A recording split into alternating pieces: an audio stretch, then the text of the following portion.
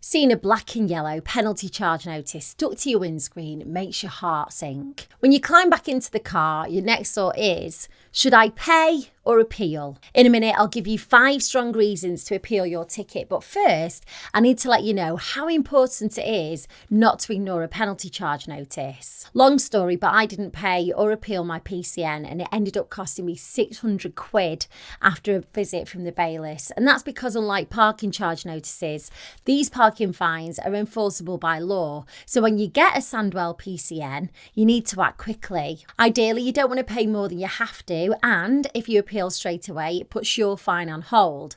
That means if your appeal's rejected, then you might still be able to pay the discounted rate. You can appeal online or by post. If you feel your fine was unjust, then it's definitely worth appealing. So here are 5 strong reasons to appeal your Sandwell PCN. Number 1, you were within the grace period. You're entitled to 10 minutes after your ticket expires to get back to your car. So if you're only a couple of minutes after your allotted time, then you have a really strong case to appeal. 2, the signs were very clear. So for example, they could have been faded, hidden by trees, broken, or maybe even barely visible. You'll need photo evidence to back this up, so take as many pictures as you can and a video if possible. 3, you were unable to get back to your car. So this could have been a medical emergency or maybe something just as serious.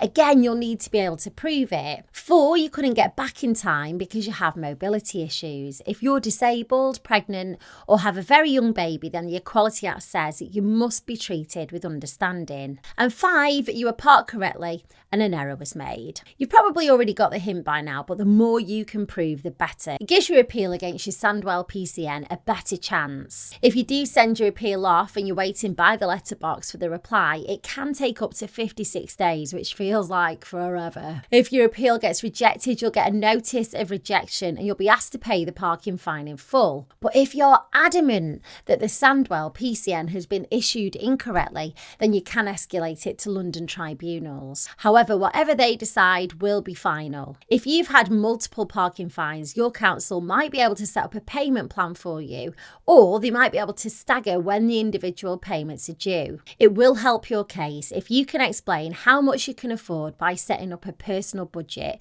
which shows your income and expenditures. If you're wondering if you do have a strong appeal, you could speak to online solicitors at JustAnswer. You can use their £5 trial to ask as many questions as you want about your Sandwell penalty charge notice. I'll leave that link for you below the video. Good luck!